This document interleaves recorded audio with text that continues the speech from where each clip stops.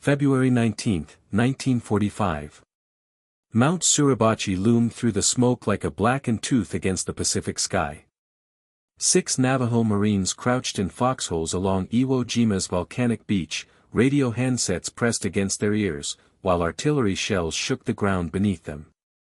For the next 48 hours, these 6 men would send over 800 messages without error, coordinating 30,000 Marines, naval gunfire from 100 ships, and close air support, all while under constant enemy fire. The Japanese intercepted every transmission. They understood nothing. This is the story of how a forbidden language became the unbreakable code that changed the Pacific War. March 15, 1944. 14 months before Iwo Jima. Commander Atsuzo Kurihara sat in Japanese Naval Intelligence Headquarters at Atsuji, 20 miles from Tokyo. For 18 hours, he and his team had been analyzing intercepted Marine Corps transmissions from the Marshall Islands. The sounds defied every technique in their arsenal. Daibe, Neshchi, Mosi, Tkin, Tlajin. These weren't random noises. The pattern suggested structured communication, timing that preceded American attacks, duration consistent with operational orders, frequency usage matching Marine Corps protocols. Yet the language itself remained utterly impenetrable. Kurihara commanded one of the world's most sophisticated signals intelligence operations. His cryptanalysts had broken American diplomatic traffic, British naval codes, even State Department ciphers before Pearl Harbor. But these marine transmissions represented complete failure. 3 years into the war, Japan's finest minds couldn't decipher even basic patterns. What Kurihara didn't know, what no Japanese intelligence officer would understand until after the war ended, was that he was listening to the only unbroken code in modern military history. The story begins not in the Pacific Theater, but in the American Southwest, where for centuries the Navajo people had preserved a language unlike any other on Earth. Dain Bizad, the Navajo language, evolved over millennia in isolation. By 1940, approximately 170,000 people spoke it, confined almost entirely to the 27,000 square mile reservation spanning Arizona, New Mexico, and Utah. The linguistic characteristics that would confound Japanese codebreakers had developed over generations. Navajo employs 4 distinct tones, high, low, rising, falling, that completely alter word meanings. A slight mispronunciation doesn't just change a word, it renders entire sentences incomprehensible. The language includes sounds absent from Japanese, English, and most world languages. For Japanese cryptanalysts trained in a language with just 5 vowel sounds, accurately hearing these phonemes proved virtually impossible. Philip Johnston understood this linguistic fortress's potential. Born in 1892 to a Protestant missionary serving on the Navajo reservation, Johnston grew up speaking Navajo fluently, one of fewer than 30 non-Navajos worldwide who could make that claim. By age 9, he was translating sermons. By 15, he had traveled to Washington to translate for tribal leaders, even meeting President Theodore Roosevelt. In December 1941, as America reeled from Pearl Harbor, Johnston read about Army units experimenting with Native American languages in training exercises. He envisioned something far more sophisticated, a formal military code based on Navajo that would be both unbreakable and faster than any mechanical cipher device. On February 28, 1942, Johnston presented his proposal to Major General Clayton Vogel at Camp Elliott near San Diego. The demonstration was remarkable. 4 Navajo men from Los Angeles transmitted mock tactical messages while Marine officers timed them against standard encryption procedures. The Navajo speakers completed transmissions in 20 seconds. The M209 cipher machine required 30 minutes for the same message. General Vogel immediately authorized a pilot program with 29 recruits. May 4, 1942. Fort Wingate, New Mexico. 29 young Navajo men were sworn into the United States Marine Corps. These men came from vastly different backgrounds. Chester Nez had attended boarding school where speaking Navajo earned brutal punishment. Carl Gorman was 35, a traditional sheep herder who rarely left ancestral grazing lands. Lloyd Oliver spoke English hesitantly.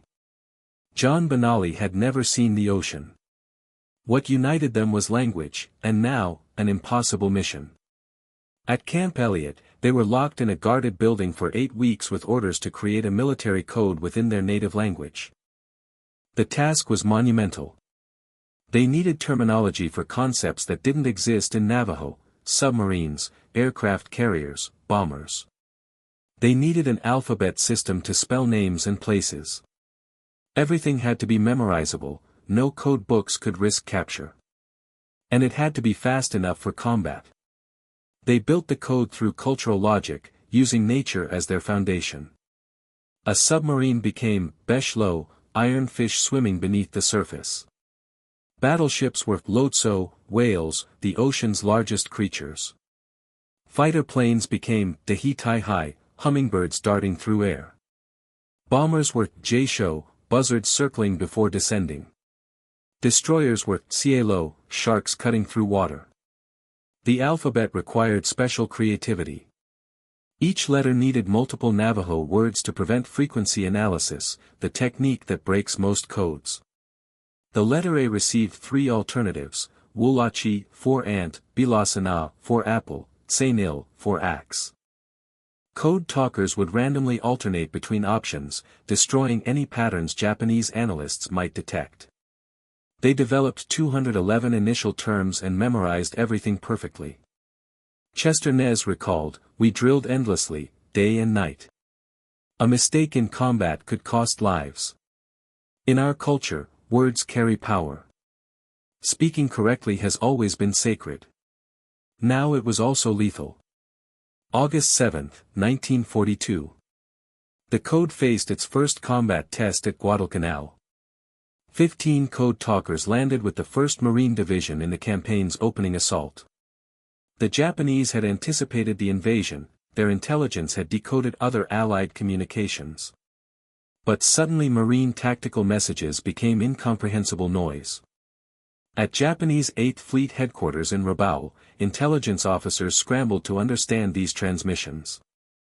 Lieutenant Kazuo Yamada, educated at Stanford before the war, reported to his superiors, "The sounds are structured like language, with consistent patterns suggesting military content, but it matches nothing in our archives.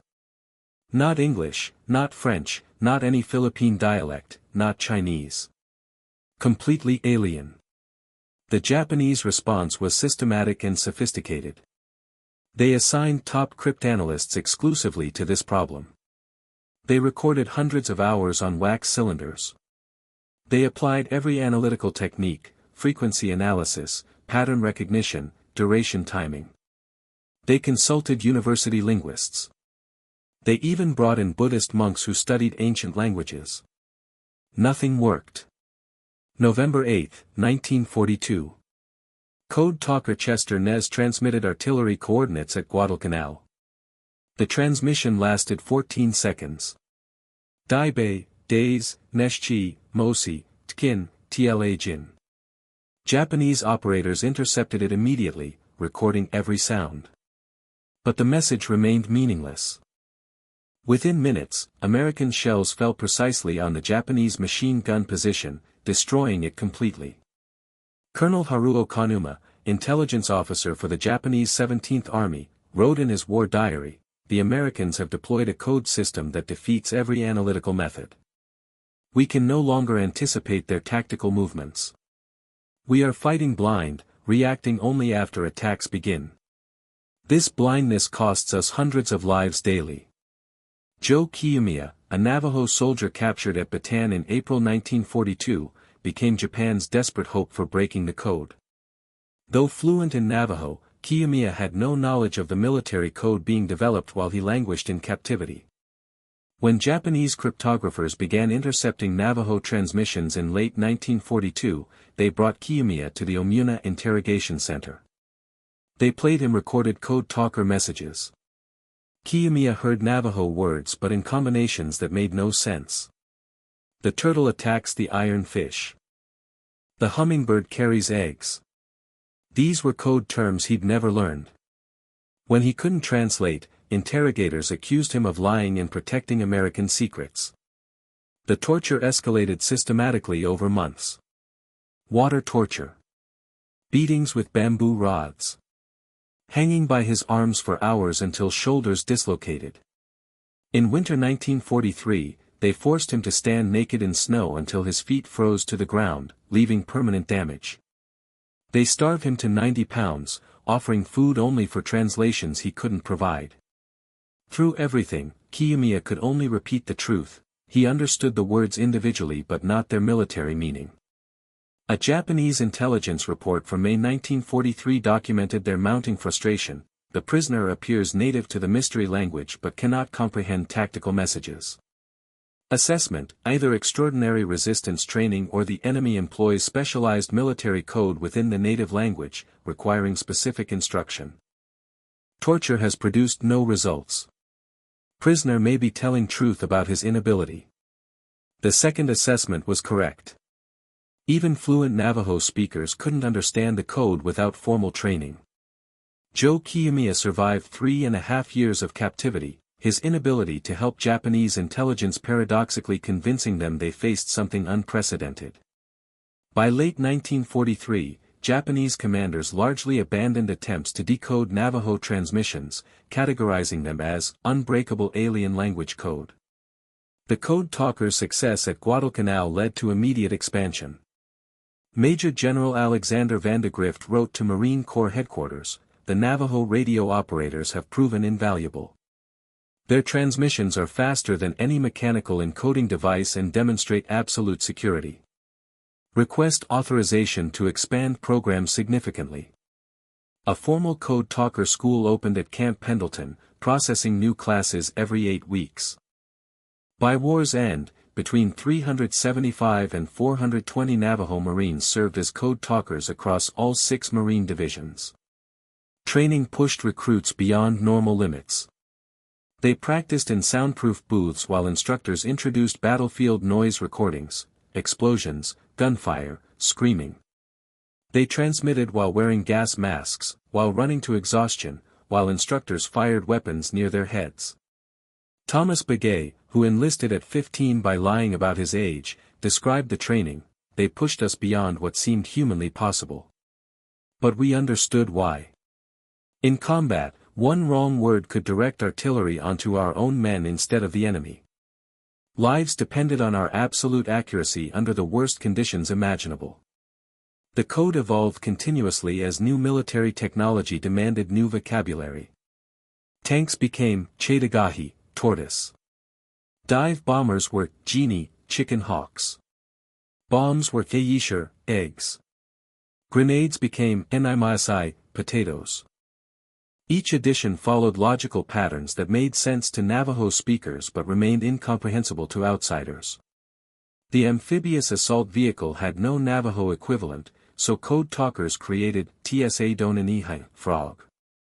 By mid-1943, the code vocabulary had expanded to over 400 terms, all committed to memory. By 1943, Japanese intelligence dedicated massive resources to breaking the code. The Imperial Navy's 4th Section assigned 30 full-time cryptanalysts exclusively to these transmissions. Captain Yoshiro Tanaka tried increasingly desperate approaches: musical analysis searching for tonal patterns, comparison with recordings of other Native American languages, consultation with Japanese scholars who had studied in America before the war. They developed specialized recording equipment to slow transmissions without distorting pitch. They created visual sound representations using primitive oscilloscopes. They applied statistical analysis to sound frequencies, searching for any mathematical pattern. Lieutenant Commander Masao Yamada later revealed they identified certain patterns, probable call signs, correlation between message length and operation complexity, but without understanding actual words, these observations provided almost no tactical value. Japanese forces received orders to capture Marine communication personnel alive at any cost. Rewards of 10,000 yen, equivalent to 10 years' salary, were offered for any Code Talker equipment or written materials. Several close calls occurred during the war, but remarkably, not a single Code Talker was ever captured with equipment intact, and no code materials ever fell into enemy hands. The Central Pacific Campaign demonstrated the Code Talkers' strategic importance at every level. At Tarawa in November 1943, 6 Code Talkers maintained flawless communications through 76 hours of the war's most brutal combat. Lloyd Oliver transmitted continuously for 48 hours, coordinating naval gunfire support while under constant Japanese shelling.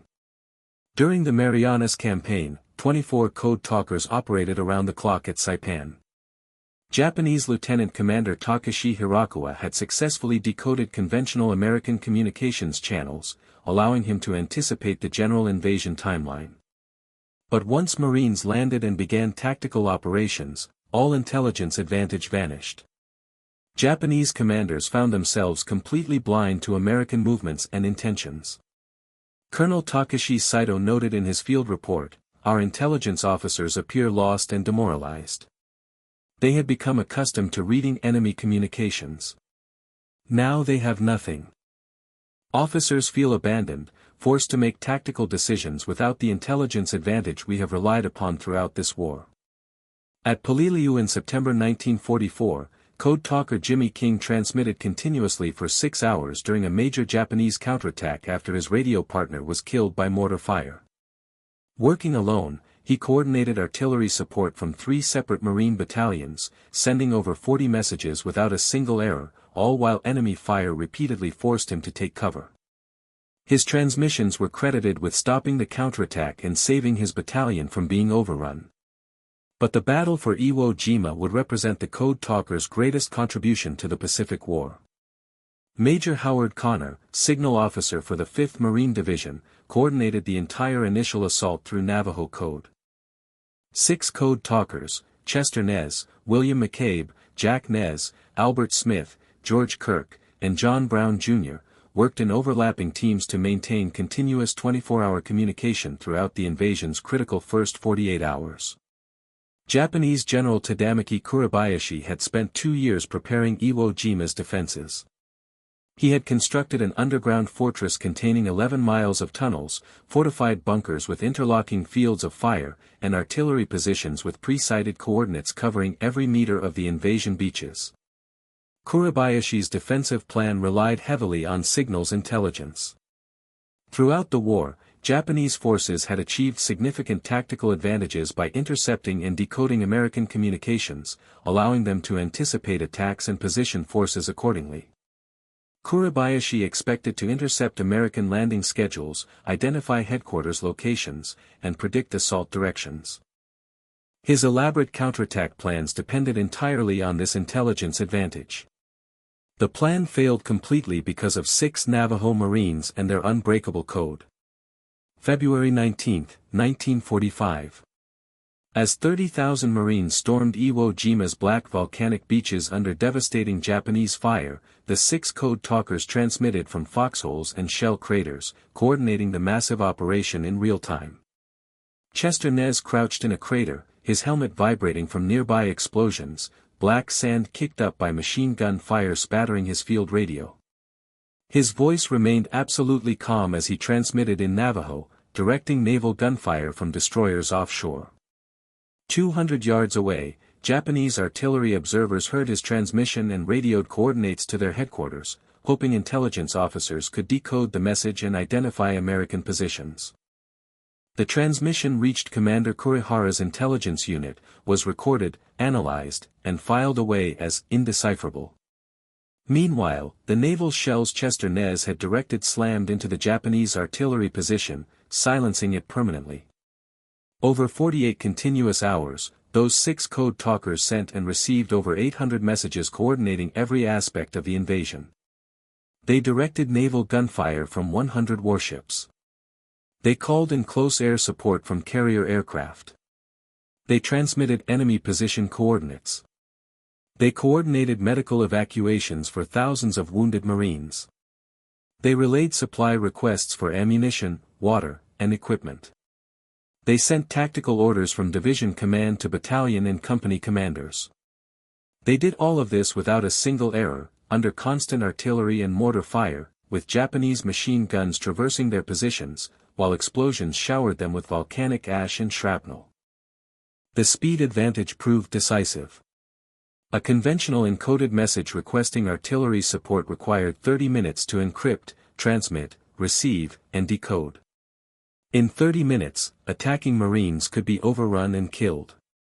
A Navajo Code Talker completed the same communication in 20 seconds, the difference between destroying enemy positions and losing them to Japanese counterattack.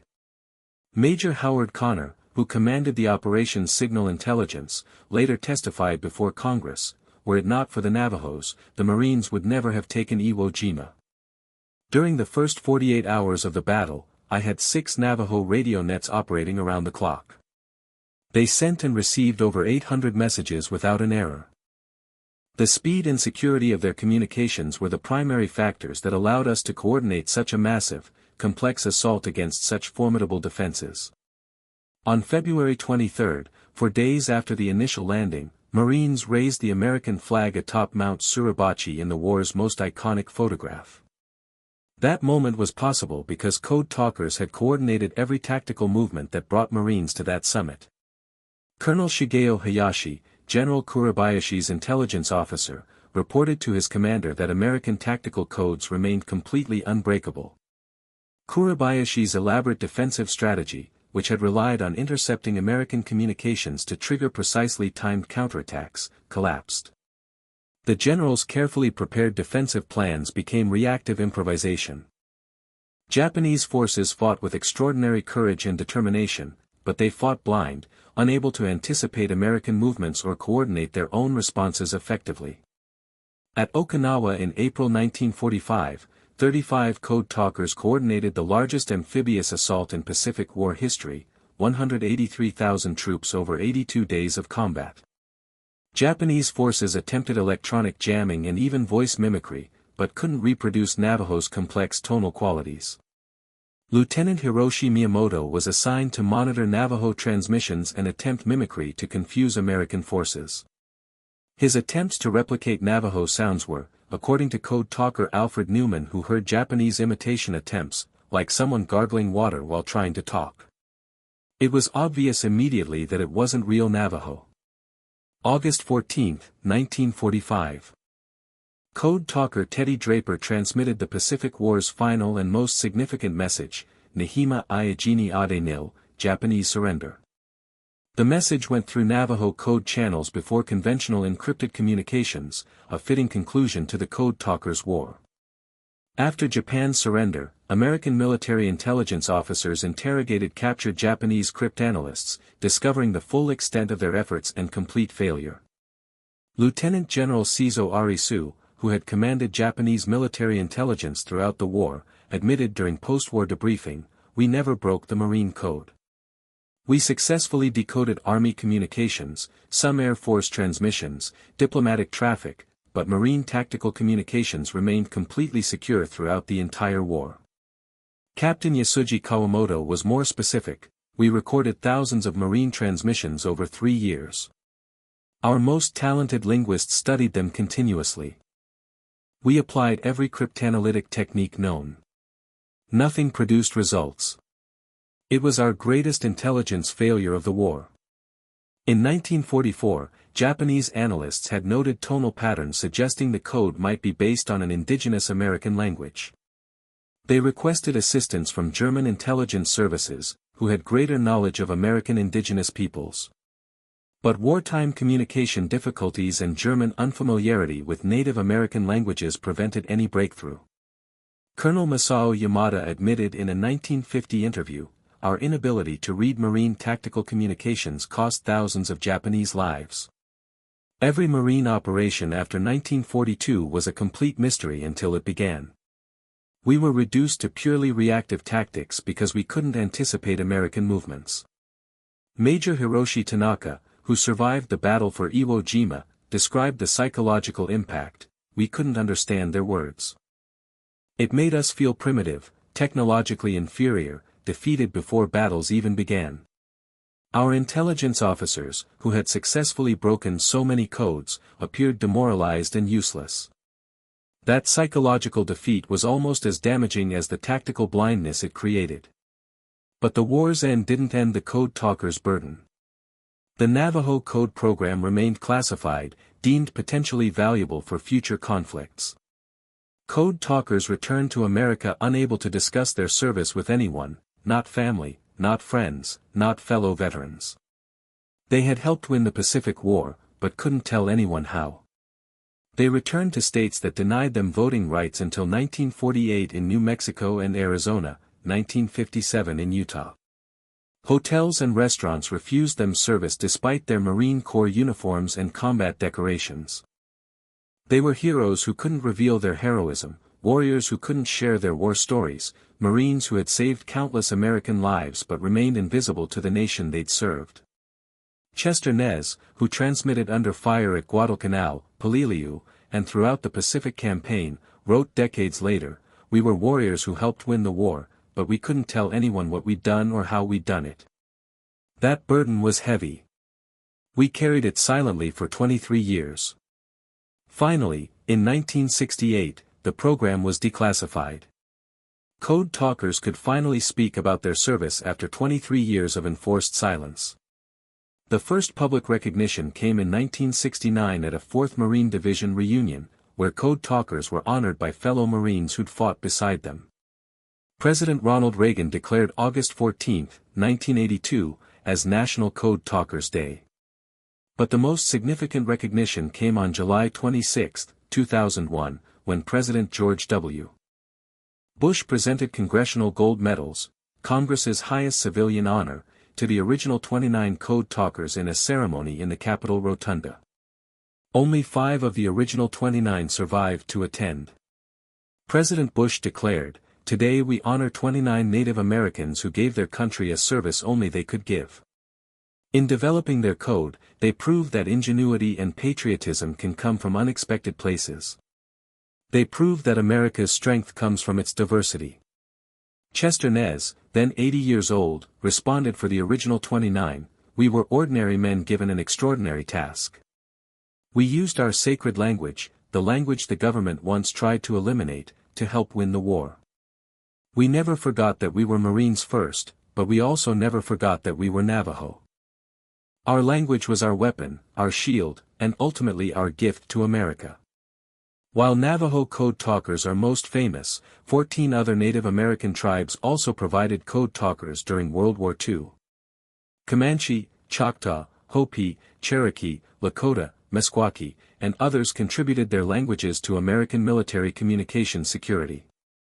The 2008 Code Talkers Recognition Act acknowledged all tribes' contributions. John Brown Jr., Choctaw code talker who served in Europe, observed, "For generations, they told us our languages were primitive and worthless. They punished us in boarding schools for speaking our own words. Then suddenly they needed those same languages to win the war. The irony wasn't lost on us." The Code Talkers' achievement represented something unprecedented in military history. They created a code system that was never broken, never compromised, never decoded by enemy intelligence despite intensive efforts. They proved that human linguistic diversity could achieve security beyond any mathematical encryption system. Chester Nez, last survivor of the original 29, died on June 4, 2014, at age 93. Today, only 2 code talkers survive from the approximately 400 who served, Thomas H. Begay and Peter MacDonald. Peter MacDonald, now 96, continues speaking to audiences about the code talkers' legacy. "We showed that America's greatest strength comes from its diversity. Our different languages, cultures, and perspectives make us stronger, not weaker. We were proof that marginalized peoples can provide capabilities that powerful allies cannot match." The Navajo language, once suppressed by federal boarding school policies, is now recognized as strategically important.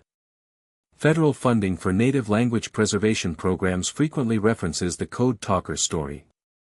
Young Native Americans study ancestral languages with renewed pride, understanding that their linguistic heritage represents not historical curiosity but living strategic value. The Code Talkers transformed how Native Americans see themselves and how America sees Native peoples. They proved that indigenous languages aren't museum artifacts but living resources with continuing relevance and power. Commander Atsuzo Kurihara never learned what those mysterious sounds were. He died in 1963, 5 years before the code was declassified. But in his final years, he told colleagues that the Marine Code haunted him, the only cipher system that had ever defeated him completely. He was right to be haunted. He'd been listening to something no amount of intelligence training could have prepared him for, the sound of diversity itself, weaponized through culture, channeled through warriors who transformed linguistic oppression into military victory, who used their forbidden language to defend the nation that had tried to eliminate it. The Japanese failure at decoding Navajo transmissions wasn't merely tactical defeat. It represented fundamental cultural blindness. Japan had prepared for American technology, industrial capacity, and conventional military codes. They hadn't prepared for American diversity, for languages and cultures they couldn't access, peoples they didn't know existed, linguistic complexity that defeated their sophisticated analytical methods. The empire proclaiming racial and cultural superiority was defeated partly by that very diversity it dismissed. Today, as the last code talkers pass into history, their legacy endures in every Native American language preservation program, in every recognition that diversity strengthens national security, in every understanding that different voices and perspectives make us stronger together. The code talkers prove that our differences aren't weaknesses to be eliminated but strengths to be celebrated, preserved, and when necessary, deployed in defense of freedom. The unbroken code remains unbroken, living proof that many voices, many peoples, many languages, united in common purpose yet strengthened by their differences, create something that cannot be defeated, cannot be broken, cannot be silenced. The eternal code of freedom itself.